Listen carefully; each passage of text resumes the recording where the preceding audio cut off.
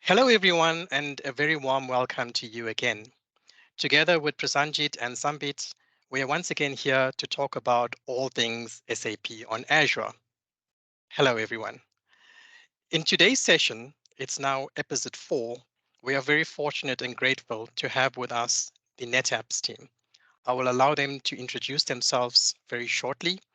But with regards to the NetApps team, we are actually going to have a coffee chat with the team. And this is really talking about ANF. So ANF is now a very popular name, especially when we talk about this in the in the context of SAP on Azure. ANF meaning Azure Net App Files. And Kevin and Tobias, our guests for today, will talk very shortly about what this means, right? Especially when you start thinking about planning to move your SAP workloads to Azure, or even if you already have your SAP workloads in Azure. So we will have a coffee with the team and just want to raise our coffee just to salute. Yeah, welcome ANF team. We appreciate it. Thanks for having us. Thank you. Yeah, it's a pleasure. So I'd like to I'll hand over to Kevin first, and then Kevin can hand over to Toby to start the presentation. We are really looking forward to the session, guys. Over to you. Okay, so my name is Kevin Morris. I'm an SAP Solution Architect based out of the UK, part of our global team. You asked me for an interesting fact over email, so I thought about this over a while. So I guess Toby kind of prompted it earlier. So an interesting thing is I used to be a fast jet pilot with the RAF. Toby? Yeah, hi, I'm Toby Brandl, SAP Solution Architect at NetApp. Same team as Kevin's, a part of a global team supporting the last couple of years, pretty much all of the larger SAP on Azure engagements on our side. And yeah, like Kevin, I like flying. I like to be in the air. I like flying, and actually, that picture in the background is that a picture that I took when I was paragliding. You can see the clouds. So I not only like the Azure cloud, but also real clouds, because it gives thermal and updrift and things. But that's for a different episode of the podcast, I guess. So yeah, with this, I guess I can start share a few slides and give you an introduction into Azure Net Apps Files, ANF, and what it can actually do for you in an SAP environment. This is more of an introduction presentation or talk, if you will. We're certainly going to touch on multiple things, but not go into detail into many details. But I think we'll may have the chance to do some follow-ups and dive deeper in some of the topics that are currently of interest. So let me get started with just a bit of an introduction on how NetApp fits into the SAP picture. And for those of you who are not really familiar with what NetApp is doing and where we're coming from, we as a company have been doing SAP or supporting SAP customers and partners for actually quite some time already. More than 20 years. We started to ship the first NetApp systems on premise, obviously, at that time. Into the SAP data center around 2000, roughly. And since then, we've been continuously developing and enhancing our solutions and trying to integrate the lower level NetApp technology into the SAP world and make it usable and beneficial for the SAP customers. There's two main areas where we typically help our partners and customers to be more successful with their SAP deployments. The one is around the topic of SAP projects and accelerating those projects. Primarily, when you think of a typical SAP project that runs for multiple months, even some years, if you have a big project in front of you. From my experience in the past, I've been an SAP basis consultant. A lot of time is spent on testing on various different areas. And that's an area where NetApp technology can help quite a lot to speed things up. First of all, in a very efficient way to deploy and provision landscapes. And secondly, in a way how to provide parallel test scenarios, reset environments quickly, and really help to meet project timelines or even exceed or basically have better project timelines than expected. And then once the project or once an SAP environment is ready to go, handed over into production, there's a lot of functionality that we bring to the table that can help to simplify the life of a typical SAP basis administrator, of the database admins, and in the end have a lot of extra value to the application owners and application users. We subsume this as simplifying operations, and I will certainly talk about some of these topics in a little bit more detail as we go. Now, we've been doing this, as I said, for quite some time in the on-prem environment, but NetApp has evolved into a software company providing efficient technology, data management technology in the public cloud space for quite some time already. And we've teamed up with Microsoft quite some time ago, actually, and been providing now for a while our technology also natively in the Azure platform. And that's actually what Azure Net Apps Files is all about. So when we look at Azure Net Apps Files and do a bit of an investigation, what it actually is, it's first of all, it's a native Azure service. So in the end, NetApp is basically a technology provider to Microsoft. Microsoft has integrated our data management and storage technology into the Azure platform and providing it as an additional option in the storage platform, in the storage portfolio to the end user. So it's not a third party or marketplace product. It's a native integration, and NetApp just provides the technology to Microsoft and in the end to the end customer, then obviously to you.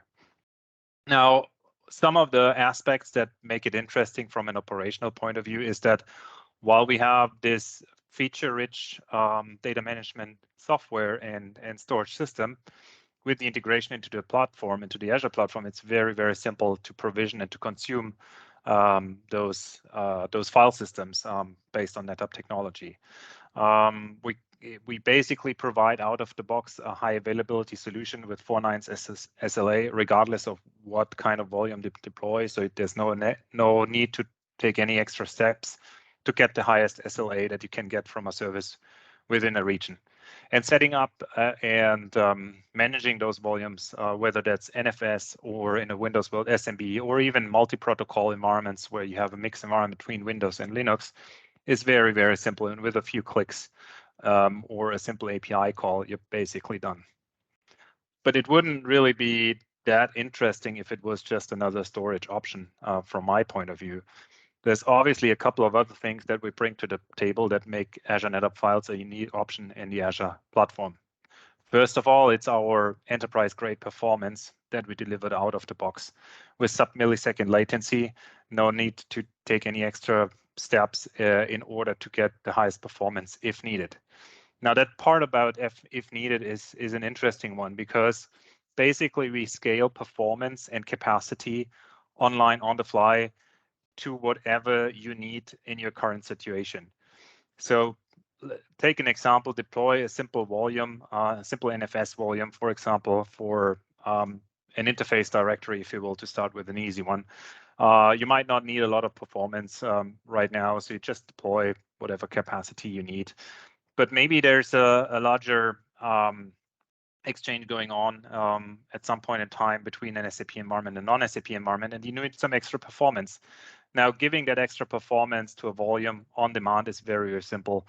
You basically just in the portal click a button, you get double, triple, quadruple the performance, whatever you needed, and you can outperform any of the other storage options if needed.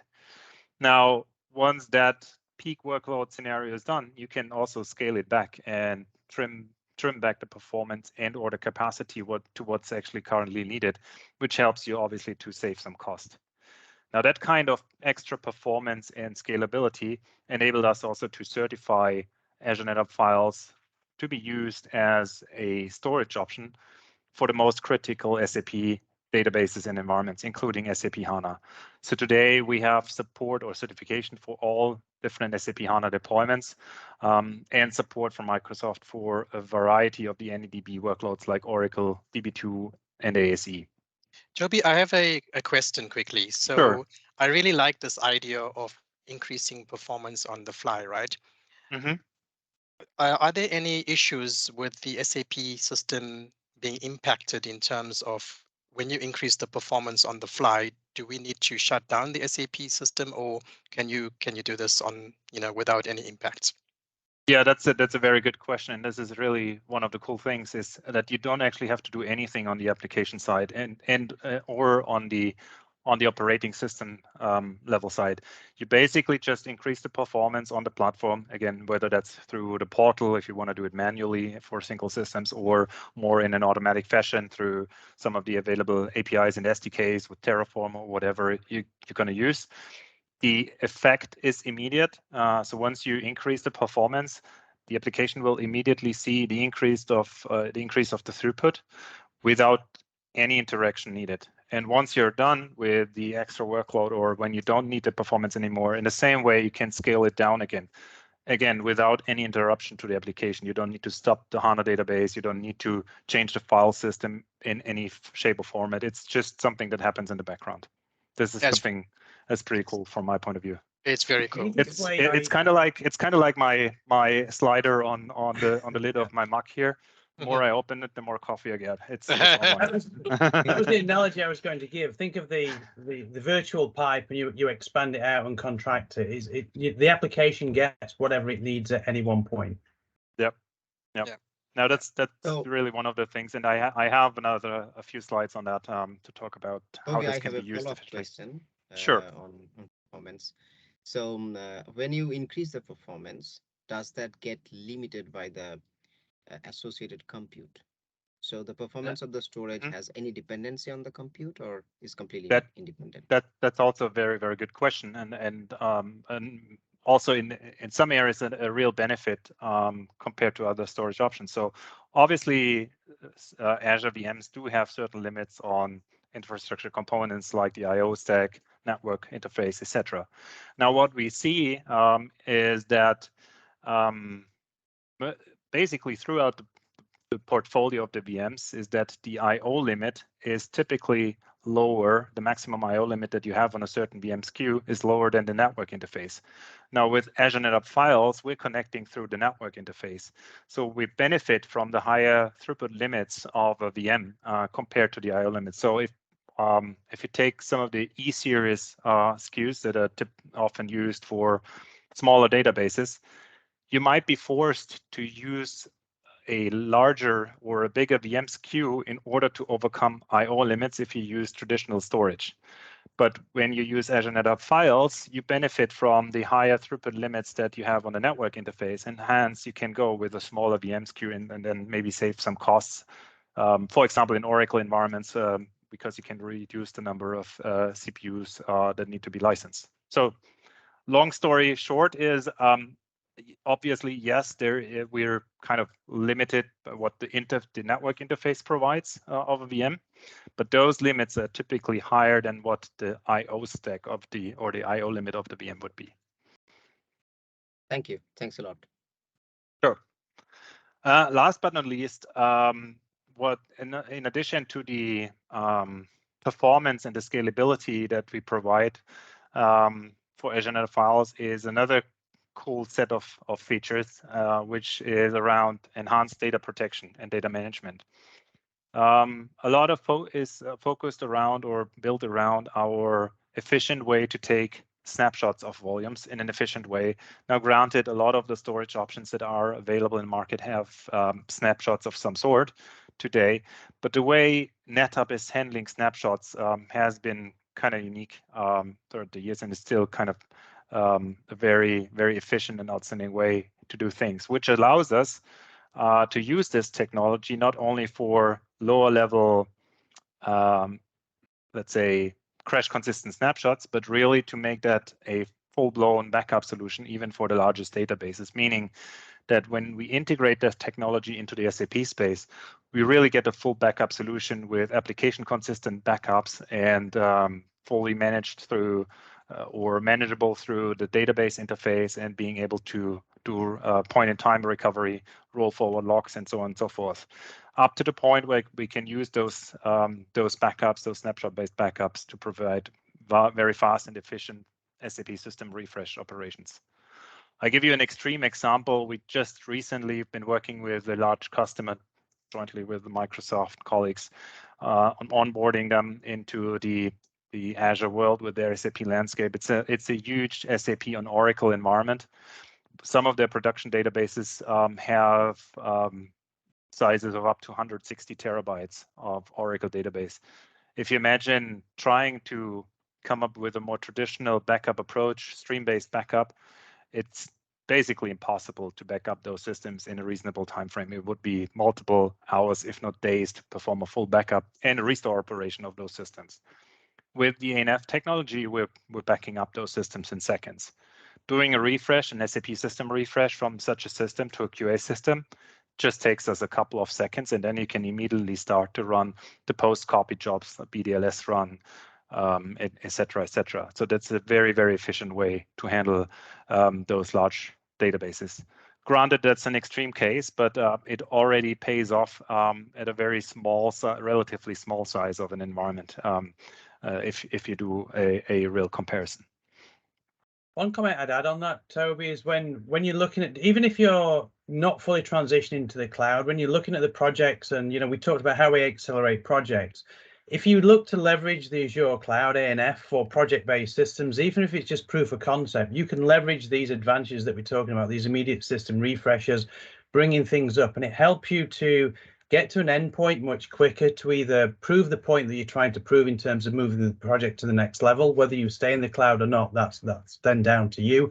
But what it does is accelerate figuring out, is this the right move for me? Are these the right modifications? Are these the right software components that we're going to select? And it really does shrink down those timelines, and cloud is fantastic for those let's call it proof of concept type of workloads as well. I just didn't want to forget the proof of concept angle of this.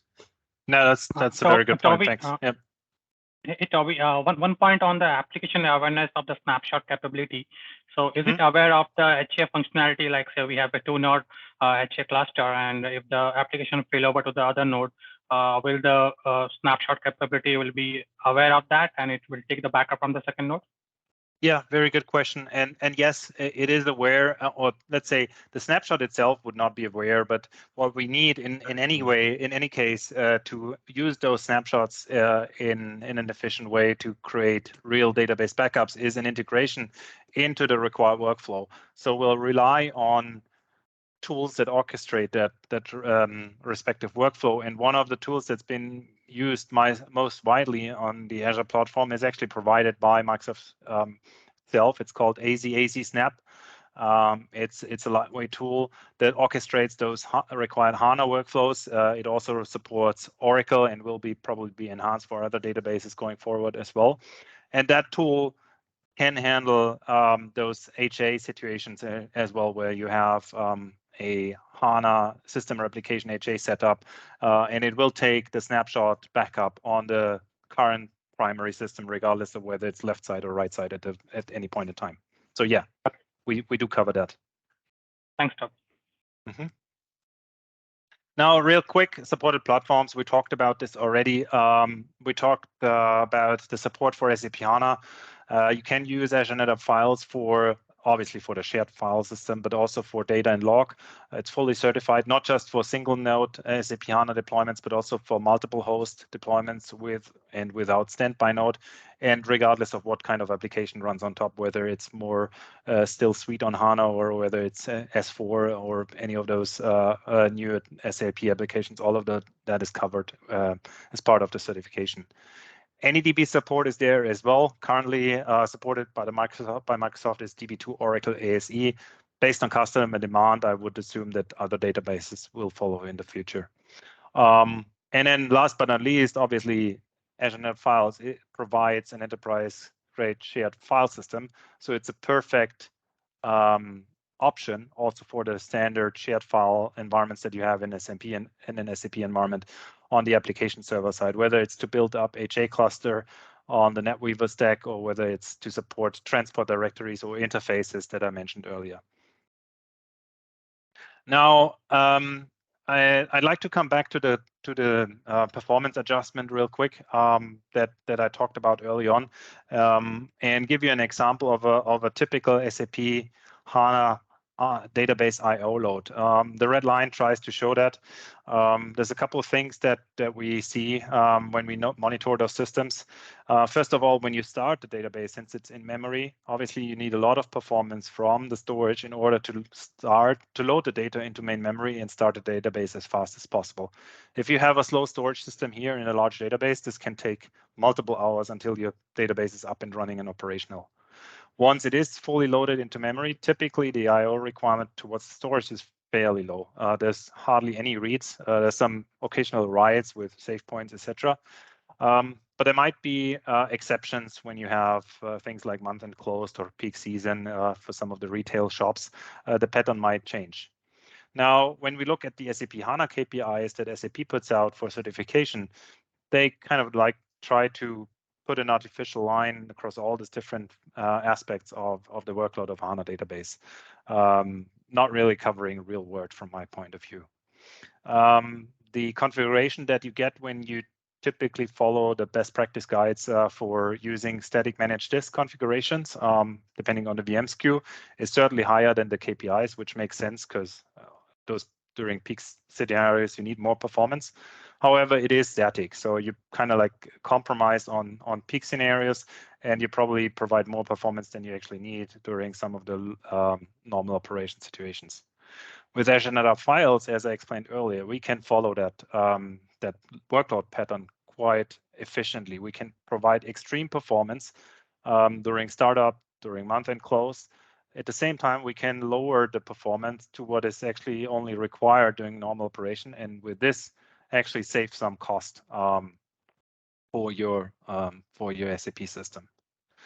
To give you an example, I'll skip over the next slide. It's probably a little bit too complex to explain for now, but here's a really good example of how this performance improvement can be seen and used. This is some data from an actual S4 migration, one of the customers who's been playing and testing with Azure Net Apps Files and running some SLT jobs as part of the migration. And they've been going with a more moderate performance configuration and running some of the key jobs, which took them almost 30 hours to finish, which was too long for that migration period. And then they said, well, it's Azure Net Files. Why not increase the performance and see how that affects the overall runtime? So they increased the data throughput quite a bit, also the log throughput, as you can see, almost 4 times, which is, by the way, not the peak. They could have gone even higher with this. Again, this is an online operation, which cut down the runtime of that specific long-running job into half. So it was only 15 hours. And again, they could have probably reduced it even further since it seemed to be quite I/O bound. So that this is really significant, and you can imagine what that means in the overall project runtime. And this is what we talk about when we say we can help to accelerate projects. So this is from my point of view a really interesting real world example that shows this dynamic of Azure Net Apps Files performance adjustment.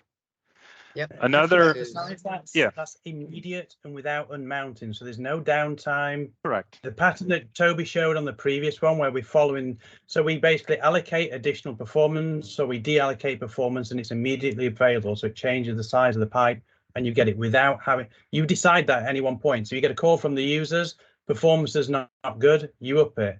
If you look at the system and it looks like it's, well, you know, we just don't need this, you can actually step it back until you get to a level where you're happy. So it's a variable to your choice.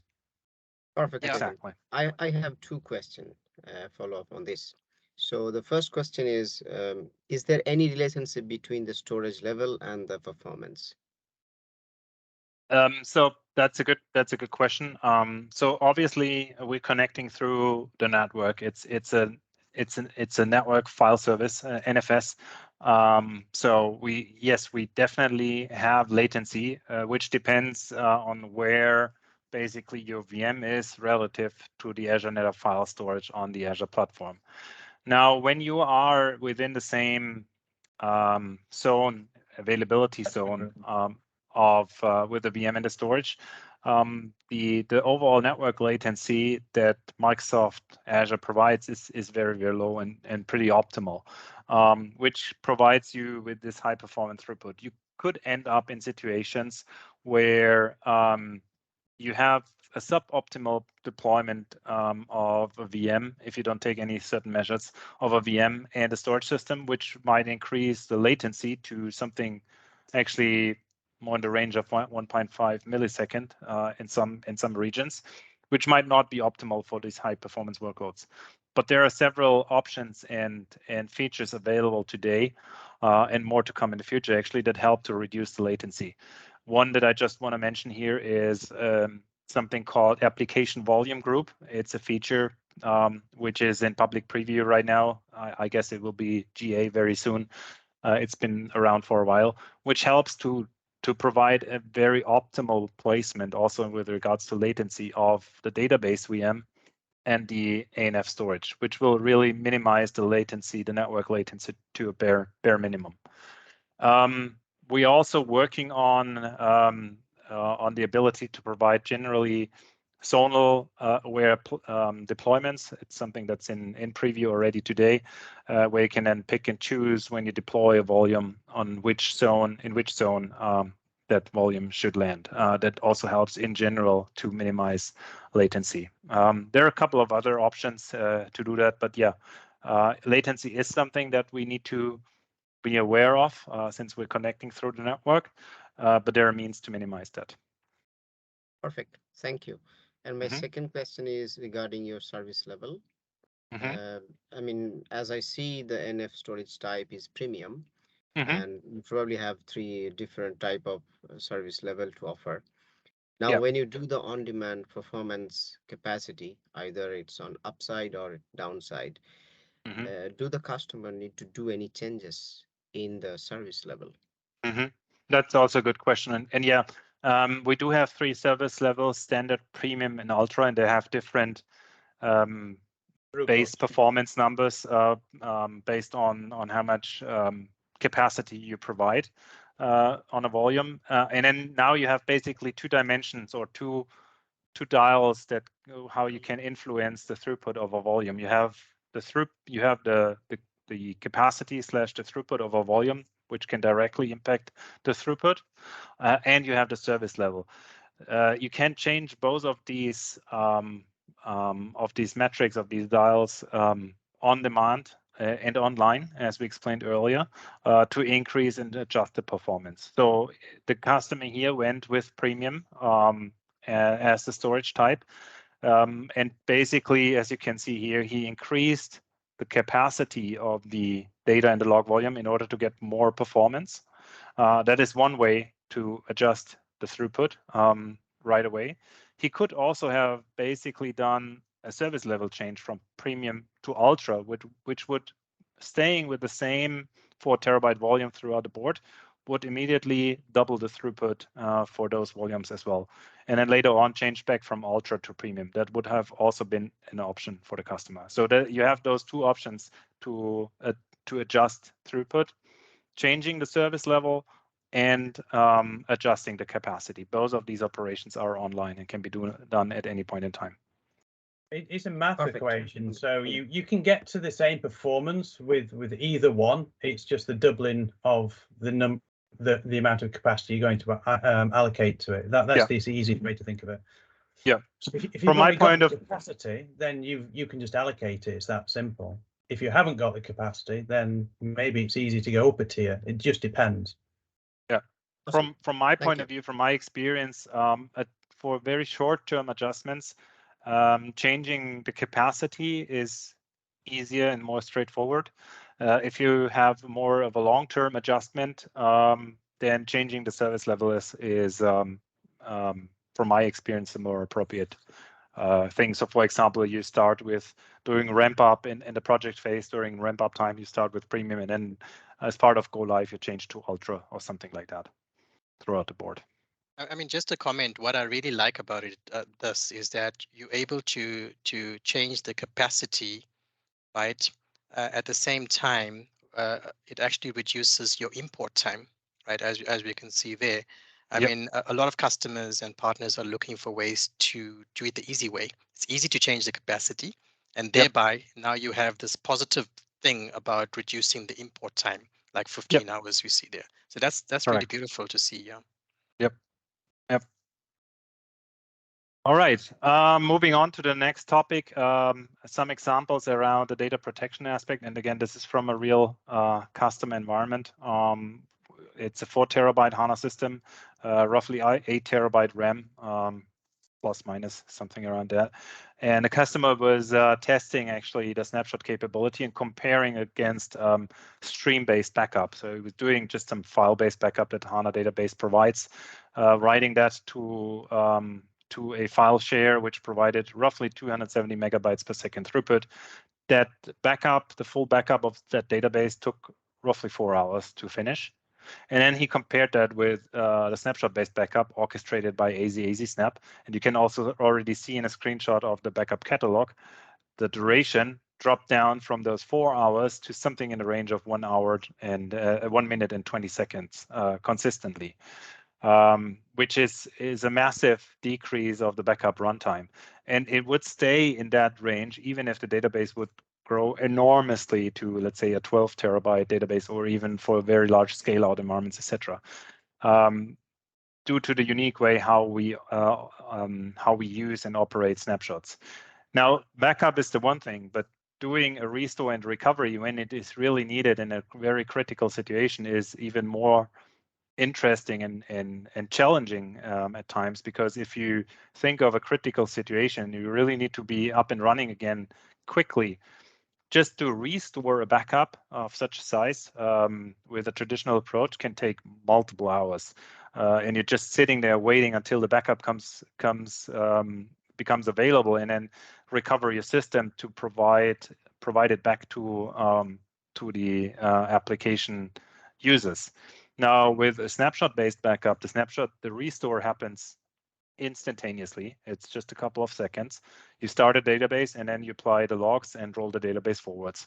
Since you typically do multiple full snapshot backups per day, even the recovery time can be reduced because the maximum amount of logs that you need to apply is reduced compared to something where you do one full backup and maybe some incrementals throughout the day.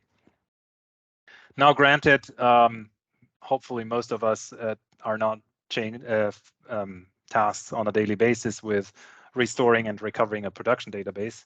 But where this is also used quite often is to provide system refresh of QA systems, training environments, and so on, where you use a backup of the production system and then restore it to the target environment. And that can be done with Azure Net File Snapshot and cloning technologies as well. Now, restoring such a backup to a different system, sometimes we refer to as a storage clone, is also very, very fast. It's pretty much the same thing. So you provide the clone, you start up the database. Typically, you don't do a recovery in these scenarios. And you can immediately start to perform the post-copy operations to change the SAD, etc.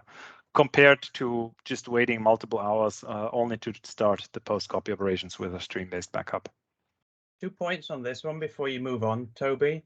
So what we don't show on here is how you join some of these things together. So Toby talked earlier about the startup time. So the startup time on the middle graph, we could influence that as well. So we could constrain or reduce that 1 hour 40 even further by allocating additional storage, reducing that startup time in half. The other thing that we don't show on this graph is if you think about when you're in a DR situation, the biggest thing that takes the time is getting agreement to do this. So obviously the business has to agree that we're going to restore the data. Any restore operation over the original system is going to destroy data. So what is really cool about this is we can clone that failed system and bring it up at the side of the other system while the decision is being made what to do. We can then also compare the two systems against each other if we need to, and then bring one system online without destroying the original thing. So the whole timeline you can speed up. You can allocate it in advance and get ready to go before that decision has been made. So there's a lot of positive advantage that you can do around it as well. And there's some other scenarios. That's a very good point, Kevin. Yeah. mean, there's some other scenarios that we could go through as well, but they go more on the deep dive stuff, which I really don't want to cover at this time. But I did want to bring out those 2 points. No, very good point, Kevin. Yeah, that I forgot that. Yeah, it's very important that we can adjust the startup time here as well. Again, of course. And you mentioned the DR situation and time to react, etc. And that leads me kind of to the last topic I want to mention. There is another feature that Azure Net Apps Files provides. It's called CrossRegional Replication, which provides an option to very efficiently provide these DR protection, because basically what it does is it uses the underlying storage technology to replicate data in an efficient way between the primary region and the secondary region in an efficient way. What it provides compared to other approaches where you, for example, for the database would use something like HANA system replication, asynchronous, etc., is that you don't need any up and running system on the DR side. So you can save, if you want, on some of the compute cost and only spin it up when needed.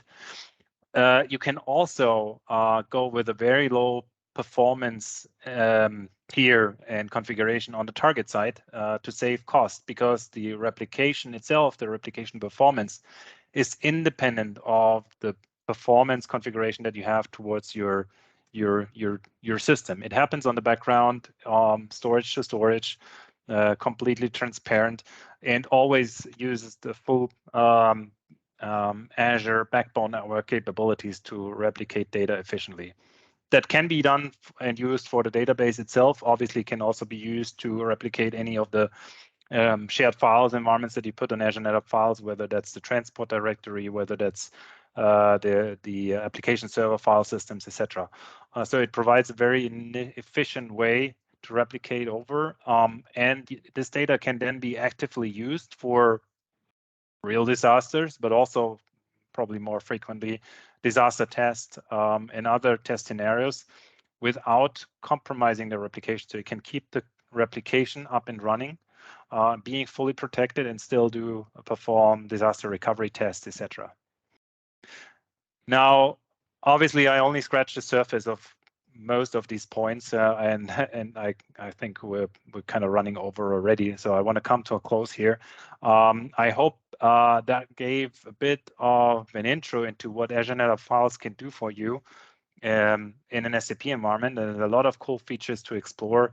We can certainly dig deeper into some of these aspects, maybe in some follow-up episodes of this podcast series. If we are invited back again, and then I'm happy to provide some more details on some of the hot topics that are discussion points with many customers at this point in time. With this, I'd like to close and hand back to you guys. Thank you very much, Toby. Thank you very much, Kevin, as well. I think it was a really, really nice overview of ANF. And as you may have noticed, it's just not just about managing file shares. It's much more than that, right? And you've seen the real cool stuff around snapshots, backups, restores, cloning. I mean, there's so much more that you can do in this space. So we would really, really, really like the opportunity to invite you for another series, another episode on our show. We're very thankful for sharing your view and your message today. So thank you very much for that. With that, we would just like to make another toast and say thank you. It was really great meeting with you and connecting you over coffee.